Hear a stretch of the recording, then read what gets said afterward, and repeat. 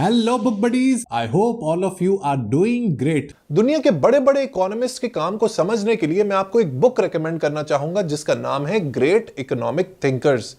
ये एक बेहतरीन किताब है उन पर्सनालिटीज के बारे में जानने के लिए who are considered stalwarts in the field of economics, जैसे कि Adam Smith, Karl Marx, John Maynard Keynes, Daniel Kahneman, Amartya Sen और जोसेफ स्टिग्लिट्स।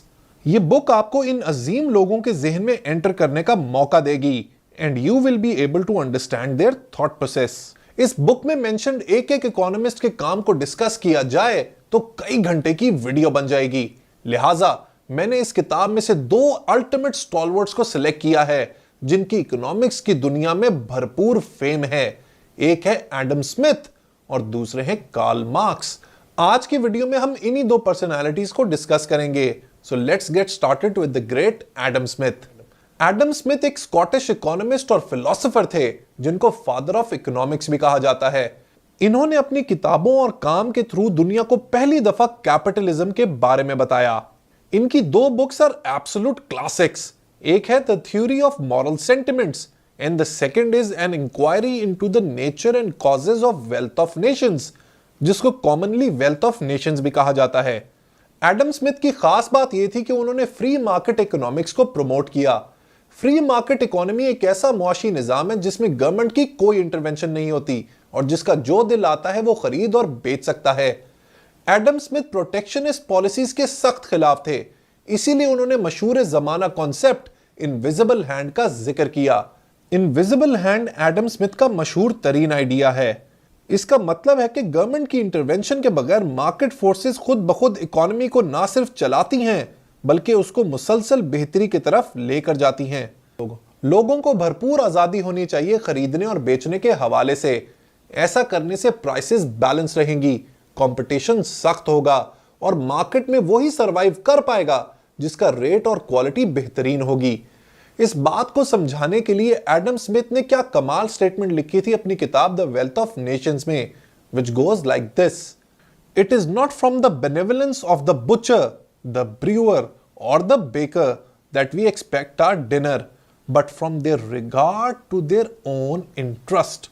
इसका मतलब यह है कि किसी भी मुआशी निजाम में जब लोग अपने इंटरेस्ट को परसू करते हैं, जो वो करना चाहते हैं उसको इंडिपेंडेंटली करते हैं, तो मार्केट फोर्सेस हर चीज को बैलेंस कर देती हैं और हर शख्स को उसकी हैसियत के मुताबिक चीज हासिल हो जाती है। इनविजिबल हैंड के कॉन्सेप्ट को बहुत सारे लोग क्रिटिक भी करते हैं जो इसको अनप्रैक्टिकल और इवल कंसिडर करते हैं। वो कहते हैं कि अगर आपने सब चीजें मार्केट फोर्सेस के हाथ में दे दी तो मार्केट देर नहीं लगाएगी लोगों को मैनिपुलेट और धोखा देने में। इसीलिए कहीं ना कहीं गवर्नमेंट की इंटरवेंशन होना जरूरी है ताकि चीजों को बैलेंस रखा जाए। इसके अलावा एडम स्मिथ ने थ्योरी ऑफ एब्सोल्यूट एडवांटेज की भी बुनियाद रखी।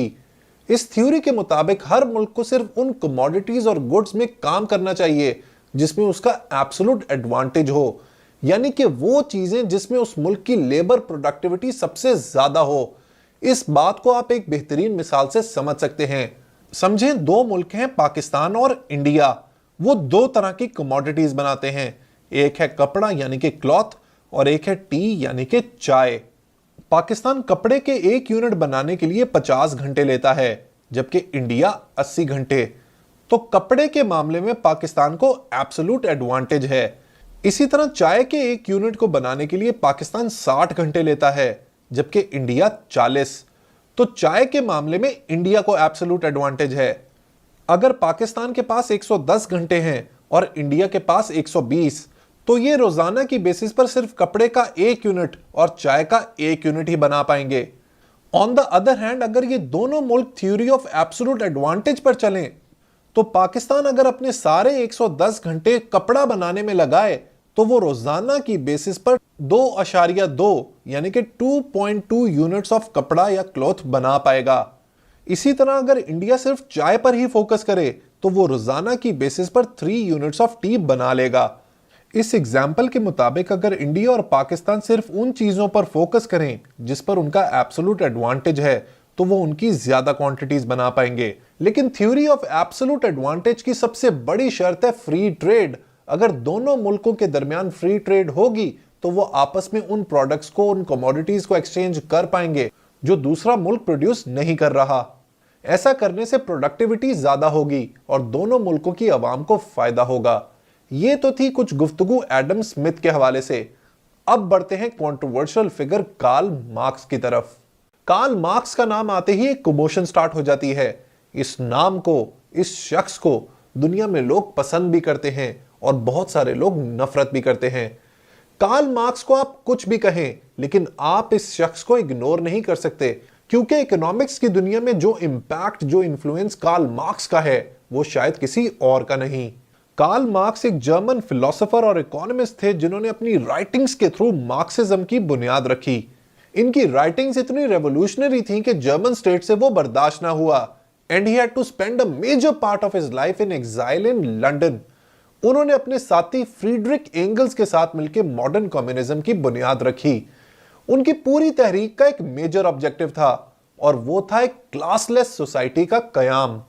कार्ल मार्क्स का यह बिलीव था कि कैपिटलिस्टिक सोसाइटी कॉन्फ्लिक्ट के थ्रू आगे चलती है। इस सोसाइटी में दो मेजर क्लासेस मौजूद होती हैं। एक को वो कहते हैं बोर्शवाजी, यानी कि ruling class, who control means of production, and second is working class, जिसको वो कहते हैं प्रोलेटेरिएट।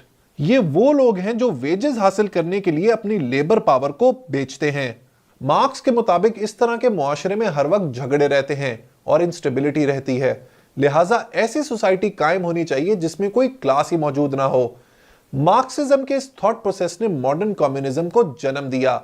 1848 यानी कि 1848 में फ्रीडरिक एंगल्स और कार्ल मार्क्स ने शायद दुनिया की तारीख का सबसे इंफ्लुएंशियल पॉलिटिकल डॉक्यूमेंट पब्लिश किया, जिसका नाम है द कम्युनिस्ट मैनिफेस्टो। इस डॉक्यूमेंट में कैपिटलिज्म के खिलाफ एक केस प्रेजेंट किया गया है और एक क्लास स्ट्रगल को डिफाइन किया गया है। इस डॉक्यूमेंट को बेस बनाकर दुनिया के बहुत सारे मुल्कों में बेतहाशा कम्युनिस्ट तहरीकों ने सर उठाया, जिसमें से ज्यादातर with the passage of time नाकाम हो गईं। कार्ल मार्क्स की थ्योरी से मैं एग्री करूं या ना करूं, लेकिन उनकी एक बात मेरे दिल को बहुत लगती है। वो कहते हैं कि जब भी कोई प्रोडक्ट बनती है तो लोग मजदूर की मजदूरी को नहीं देखते, बल्कि प्रोडक्ट के एट्रीब्यूट्स में खोकर रह जाते हैं। उनको नजर ही नहीं आता कि इस प्रोडक्ट को बनाने के लिए मजदूर ने कितना ज्यादा टाइम लगाया है और एफर्ट दी है, लिहाजा मजदूर के काम की वैल्यू ही नहीं रहती। इसी कॉज के लिए वो पूरी जिंदगी लड़ते रहे ताकि मजदूरों को उनका हक दिलाया जा सके। इसी बात को मजीद प्रोपेगेट करने के लिए उन्होंने अपनी मशहूर जमाना किताब दास कैपिटल लिखी। ये वो किताब है जिसने आज भी उनके थॉट प्रोसेस को जिंदा रखा हुआ है। सोशल साइंसेस पर लिखी जाने वाली बुक्स में सबसे ज्यादा इन्फ्लुएंशियल और फेमस दास कैपिटल ही है। दुनिया की ऑलमोस्ट सारी बड़ी बड़ी लेबर मूवमेंट्स कहीं ना कहीं इस किताब से इंस्पायर्ड जरूर होती हैं। कम्युनिज्म तो वैसे बहुत पुरानी थॉट है, लेकिन इस पर सबसे ज्यादा इन्फ्लुएंस कार्ल मार्क्स का ही है। इसी फिलॉसफी की बेसिस पर यूएसएसआर, चाइना, वियतनाम और क्यूबा ने अपने नेशन स्टेट को डेवलप किया, लेकिन वक्त के साथ साथ साबित हुआ कि कम्युनिज्म एक अनप्रैक्टिकल स्ट्रैटेजी है और इवेंचुअली कैपिटलिज्म ने पूरी दुनिया को अपने गलबे में ले लिया।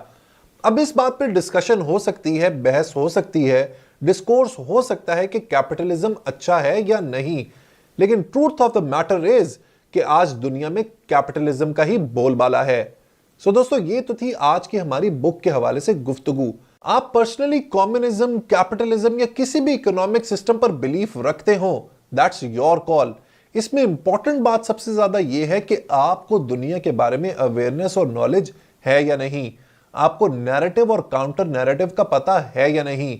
अगर ऐसा होगा तो ना सिर्फ आप अपने इकोनॉमिक डिसीजंस ले पाएंगे, बल्कि अपनी जिंदगी की डायरेक्शन भी सीधी कर लेंगे। मुझे कमेंट सेक्शन में वीडियो के बारे में फीडबैक जरूर दीजिएगा और अगर वीडियो पसंद आई हो तो लाइक बटन प्रेस करना मत भूलिएगा। Until next time, let's read, learn, progress and self actualize. Good bye.